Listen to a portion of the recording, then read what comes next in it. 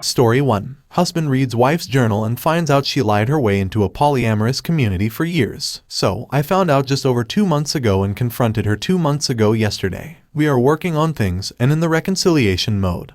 But I can't find examples of cases of infidelity that are quite like mine. And only in the past few days have I realized that I've been keeping my hurt to myself in my relationship with my wife, and now it needs to have air to breathe so that the trauma of infidelity doesn't ruin the progress I've made in my life. My situation seems so unique, I have a hard time finding people with whom I can relate. So, background, I guess. High school sweethearts, together for 20 years in May, married 15, have a kid. I am an alcoholic and am 2 months sober. The kind of alcoholic that shuts down, never physically or verbally abusive to anyone. I have depression. I'm on the spectrum. My therapist thinks I have ADHD, and I identify as non-binary. I'm the kind of drunk who just shuts out the world, or rather I was that kind of person. And, like every alcoholic, I lied about it even though I knew she knew. I was like that for 3 years after her father died under trying and unexpected circumstances. I loved him deeply, more than my own father, so out of a misguided sense of care for her emotions, I bottled mine up and turned to the bottle. She grew as a person while I was shrinking, and she explored many things that she never felt she could before. Going to dance parties, starting her own business, shooting a gun, rollerblading.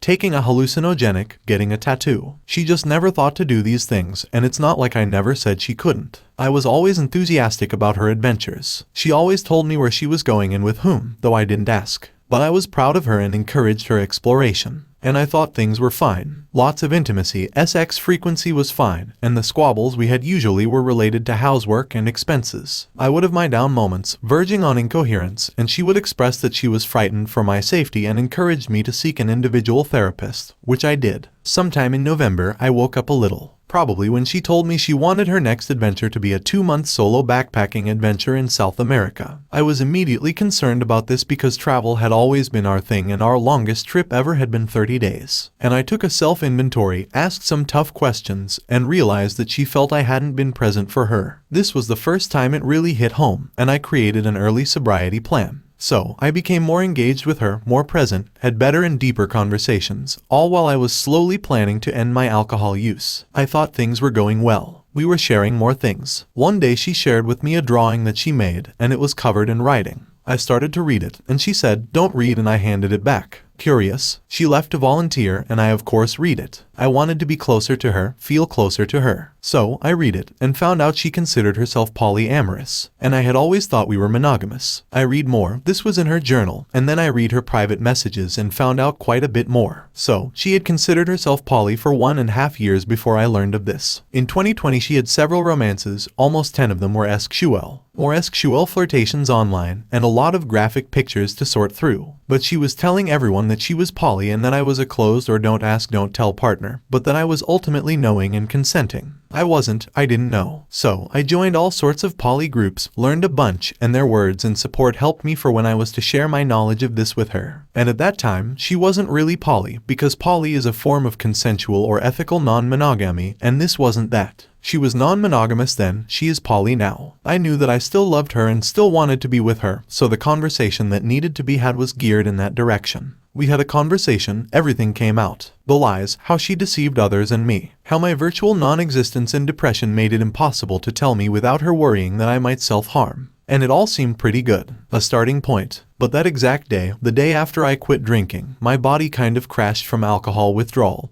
and we went to the emergency room. While there she started telling her serious partners that she had been lying to me and to them, which caused a rift. When we got back, she was angry with me, and from that point on to today I have to watch my step if I want the relationship to succeed. She told me that during my time when I shut myself out, she developed a EFFT attitude, and would just do what she liked, consequences be damned. That she was more upset for lying to her partner of a month than to me about sleeping with all these men, and not telling me. She made it a point to say she didn't apologize for the SX, which is neither here nor there. I didn't ask, so why was that a point she needed to bring up? Fine, honey, have all the SX you want. Some of these things were things she just said to hurt me while she was feeling the pain of her other, nearly ruined new relationship. I've changed a lot of things about myself. I took my therapist's advice to heart for the first time. I entered an outpatient recovery program, started attending sobriety, recovery meetings, sought medical health, and began a program with a nutritionist. I found her a therapist, and we also began couples counseling with a poly-friendly therapist. I'm in the best health of my life, and yet it's taken her a long time to come around on the idea of me. My alcoholism was the larger problem to immediately address, so I focused on that. And I never talked about the depth of my hurt. It was all about how I wasn't there, and that she wasn't happy with parts of me but felt like she had no one to talk to. She was essentially blaming me for not having an outlet. I never told her she couldn't talk to others. Did she need my permission for that? It was obvious that some things didn't require my permission, so why would that? She's a perfectionist and didn't want to ruin anyone's perception of us as the perfect couple, or of me as a perfect spouse and parent.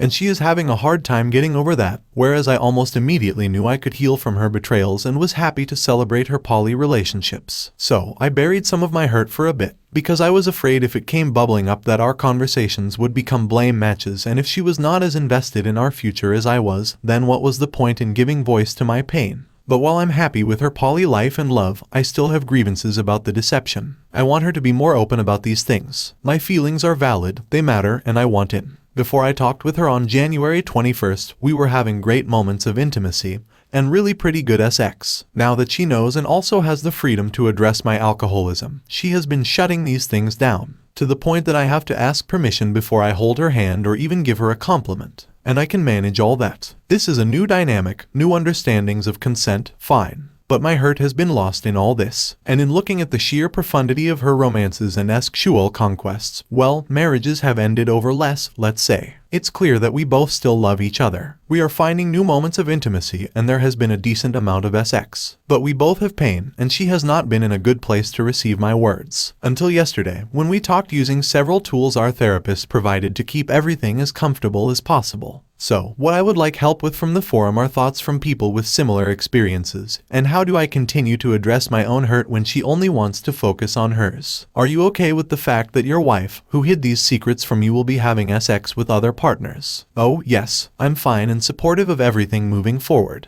I've been helping her with relationship advice and such. I know their names and have been in pleasant communication with those who are more serious than casual. It's the past and her attitudes about it that are troubling. My hurt isn't about her actions going forward, unless it involves duplicity or further omissions. We've had a couple of in-depth conversations about my pain these past couple of days. Our marriage counselor has been helpful with providing tools for constructive conversation. And my other partner has been extremely encouraging, helping to build my initiative and formulate my thoughts as I process my feelings. I'm just going to file some of the posts here that get a little more accusatory than perhaps necessary in the doesn't know the full story section. I mean, it would be far lengthier to tell more of the intricate details of our relationship and my understanding of my wife, so it makes sense for some of you to fill in the blanks. I'll keep what is helpful and discard what is not, and I am thankful for all the feedback I've received. She was in tears for most of the past 2 days, realizing my suffering and understanding how spiteful and cavalier she had been before. She had several waves of realizations yesterday about the depth of my hurt and kept apologizing throughout the day at intervals when it came flooding back. How she wanted to tell me long before she acted. How her not telling me was likely more related to protecting her own image than it was to prevent me from falling into despair and self-harm. Harsh, brutal realizations about her actions. It's just slightly easier for me to get to the point of feeling comfortable with her than it is for her toward me. That's on her, obviously, but I love her and I'm willing to see what affections return or what new ones might blossom. We're not out of the woods or anything, obviously. I've weighed what a divorce could mean, and I'm in the mental place to manage that if necessary. I would prefer not, since I was slightly older than my son when my parents divorced, and it caused me trauma that I have only now begun processing, ultimately leading to my alcoholism. I'd prefer not to have that cycle begin anew. A commenter asked what your wife was seeking in the poly lifestyle. The reason I asked that is because I can't imagine what would be so important, so necessary, for her in that lifestyle, nor for you that pushing pause for a few months would hurt much. She has been telling me for years that no one person can meet all the needs of anybody else. I did not associate this with romance and sex at the time, but in hindsight it makes sense. It's true of friends, hell it's true of eating food. She is seeking connections of any and all types, and where they lead is where they lead. It's how she started her own business with a business partner, how she enlists people for volunteer events, how she makes different kinds of friends. And it's how she sometimes has sex or falls in love with others. She is a person extraordinarily drawn to people. She can fall in love with anyone. My understanding of her boundaries was not her reality, and the problem is that she didn't tell me and lied about her actions for over a year. She has her own therapist right now as well, and she's working through a lot of problems that led to her not telling me in the first place. She also has relationships at this point that I have no desire for her to put on pause. We are non-hierarchical, but we are nesting partners with familial and financial entanglements. We want to work on our relationship, but we are not ranking our affections on a scale in which it would make sense for me to cut my partner out of my life for 6 months or for her to cut her partners out of her life for 6 months. Perhaps an embargo on seeking new relationships.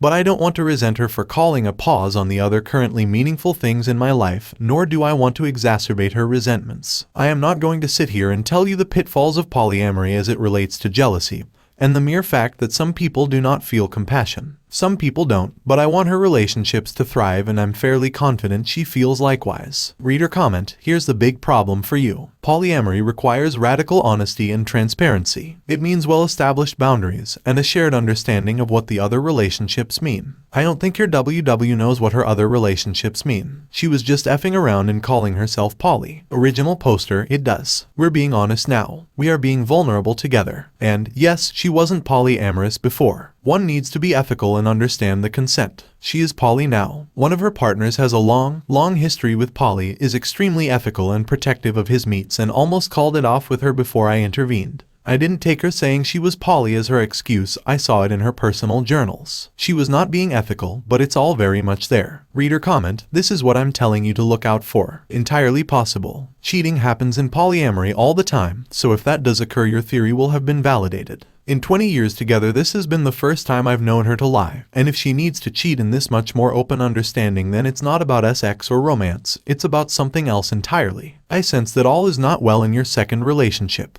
You say your wife seemingly supports it. There is a lack of enthusiasm. All is well, but I'm finding that time management is important. My wife has expressed envy for the attention my new partner is receiving, but supports our relationship and wants to meet her soon. I'm sorry, but what is the point of remaining married? Apparently, I am not cut out for open marriage, but if having partners other than your spouse, why bother getting married or remaining in a marriage? Why divorce just for a paradigm shift in the marriage, when there's a kid involved? When we do still love each other. We probably wouldn't get married if there weren't several entanglements, but being that there are, and being that they aren't bad entanglements, what's the rush to divorce? I wish you well, but I don't think I can offer you any advice that will get through. I seriously doubt anyone here can offer you constructive advice based on the constraints you set yourself. Original poster, I really do see your point. And while I recognize that I am stubborn in many areas, I also recognize that the relative dearth of information I've provided presents my one-sided view and leaves little room for nuance on my part. In talking to my therapist today about some of the points here, she is not in concurrence with many of the views I've seen here. And I really do appreciate what I've read here, even if I ultimately choose not to act upon most of the suggestions. I recognize that some of what comes across to this board as vindictiveness and blaming the victim on the part of my wife is also a very natural part of what spouses feel in recovery. It is simply more layered than usual, because we both have our issues that affected the other. It's common for the spouse of an alcoholic to have these feelings of resentment, even while the newly sober spouse does well in recovery. My concern was the lack of concern she initially espoused at the beginning, which I have now addressed with her. It feels like a place of healing. There is that disparity in how willing she is to get to some levels of intimacy. She slept with close to 10 people, but she has 2 serious partners. A major sacrifice for her would be asking her to pause those 2 relationships. Reader comment, you have come on an infidelity site, not a cuckold site. You are quite satisfied with your wife plowing multiple guys while helping her maneuver through her FB trysts. Do you actually get off on her having sex with other men? If so, there are sites designed for cuckolds. You seem to be happy that she's doing what she's doing cause you're actually helping her. This isn't a poly site, and for that I'm out here. Good luck, dude. This is SHTTY advice. The reason nobody is giving you advice is because you are not listening. She cheated. That is not poly. Go to a poly website and you'll get the same advice. You have decided to not address the cheating by making excuses, blame shifting, and gaslighting. That formula just doesn't fit with any advice you'll get here. Original poster, not precisely. People are giving me advice. Some of it is quite helpful. I'm not here for the poly stuff as I have other outlets for that should I have questions related to that.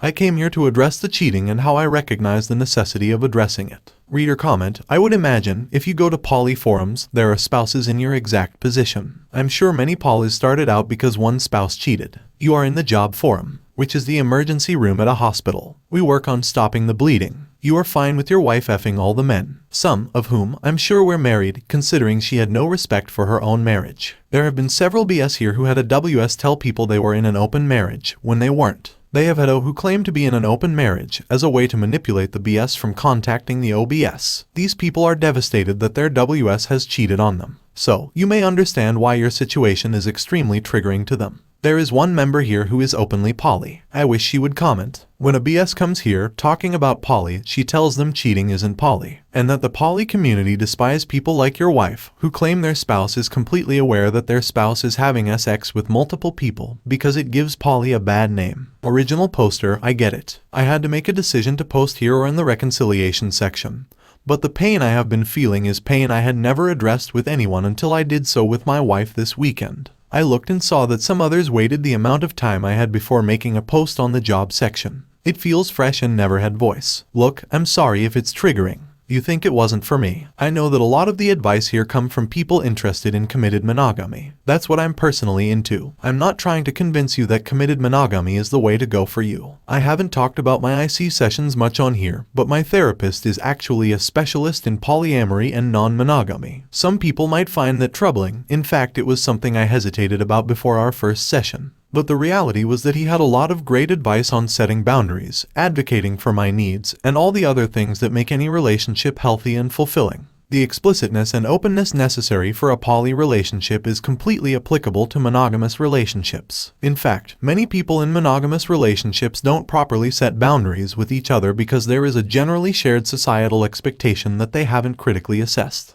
It's reasonable to say that I hadn't critically assessed my boundaries prior to the one of the needs from all of your partners should be trust. I don't agree at all with premise that this is a box just one of your partners can meet. Since your wife broke your trust, the path to re-establishing it means her fixing being willing to lie to you. To be honest and not just say F it all, I don't care if my husband gets hurt. She should be showing you she cares with her actions. She should be showing you she is honest and open by non-defensively answering any questions you have about what she has lied to you about and why. Essentially, she should admit she has wronged you. She should be giving you reassurances that things won't happen behind your back again. Maybe that's already happening. I don't know. I know that getting past defensiveness was a big hurdle for my wife. Love is not a measure of capacity for pain you are willing to endure for your partner. Original poster, that perspective is helpful. We have couples therapy today, and I think incorporating some of these thoughts in discussion will be useful. I'm not trying to make my life a peep show. I'm trying to address the pain I'm feeling before it becomes unacknowledged psychological trauma. And there are parts of me that people constantly question when it comes to just about any aspect of my life. So, nothing new there. I'll use your advice to do what I've done with other advice, accept it is possible that her actions are going to be ongoing and cyclical things, and that if she's betrayed me and lied to the others, I'm aware of it's possible this all runs deeper. So, I'll keep an eye out, but not take immediate action which assumes this to be true. I know cheating isn't poly, and I know that being poly isn't an inoculation against SHTTY behavior. I'll accept that my story can be triggering, although I didn't come here to do that. It feels a little one-sided when I come here seeking help,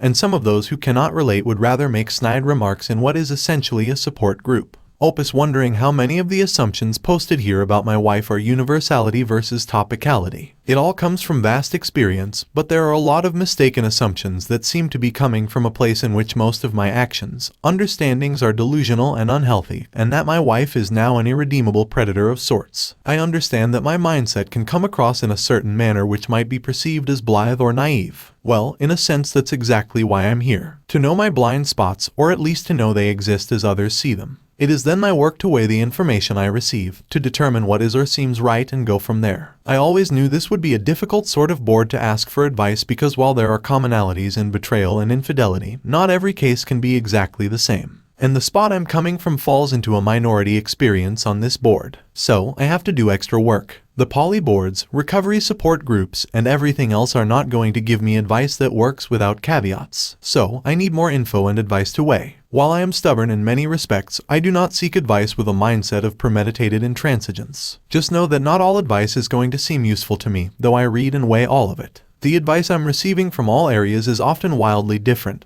based in a particular focus and understanding, and it is impossible for me to consider all of any of it helpful. Story 2. She is acting like I should be her best friend after she broke my heart. Original poster, hey everyone. I had this forum recommended by someone on Reddit who advised me to tell my story here, so here we go. Almost 12 weeks ago my fiancée, who I've been with for over 6 years, broke up with me via a letter. A few days before this she had a big talk with me about problems she had with me, but they all seemed like really small issues that could easily be solved. Nothing worth tearing a family apart over. After the talk, she spent the day at her mum's but ended up coming home the same night. She told me we were okay and she still wanted to marry me. Obviously, this wasn't true because a week or so later she left me the letter. Fast forward a few weeks later, I've done all the dumb stuff I shouldn't have. Begged, pleaded, apologized. About 4 weeks into the breakup, I found out she'd been emotionally cheating on me with a friend on Facebook. We had a huge argument. She denied that she cheated because they've never been psychically involved. She even said she felt crazy for having feelings for someone she's only spoken to on Facebook. She said that's why she's constantly deleting Facebook all the time. I gave her a chance to stop the affair and work stuff out, but she told me I don't want or deserve your forgiveness. I've been trying to do the best version of NC since, but it's hard when we have a child together. A couple of weeks ago we had a birthday party for our son. At the party she asked why I'm being so cold with her, acting like I should be her best friend after she'd broke my heart. At the party so also told me she still didn't know if she'd made the right decision. She also said we a lot. Do we have this? Do we have that? As if we were still a couple. The day after the party, she introduced our son to her AP and his son. They've only been seeing each other 5 weeks. I was obviously furious. The thing is, she tried to hide it from me by parking her car slightly further away like I wouldn't notice. A week after that we had another text argument when I refused to send her mobile data through my family plan phone contact. She called me petty and pathetic because I wouldn't give her something that she no right to. This guy she's with is a totally bum. He has no job, a crappy little flat, and from what I've heard from a few people, very bad anger problems. So being left for someone like that had definitely knocked my self-worth down a bit. I'd appreciate any advice or support I can get. Thanks. Oh, trust me I did. I'm still in our house. She's at her mum's new boyfriend when she doesn't have our son. I was, still am, but she shows no signs of wanting to. She strung me along with the whole we might get back together. But I think she just wanted me as a plan B, which is why I think she never told me about the cheating. I see no new developments or anything, but I'm not doing good. I still want her back. I definitely think the E was going on for longer than I originally thought after some reflection. I wish I could turn off my feelings for her. It's hard wanting to give someone a chance who doesn't want it. I can't see how R can happen either because she doesn't want it. I'm just having a hard time letting go and realizing she isn't the person I thought she was for 6+ years. I have been ignoring her for a good few weeks now. I don't respond to any texts that aren't to do with childcare. I don't even speak to her when she picks our son up. I'm doing what I can to completely block her out my life.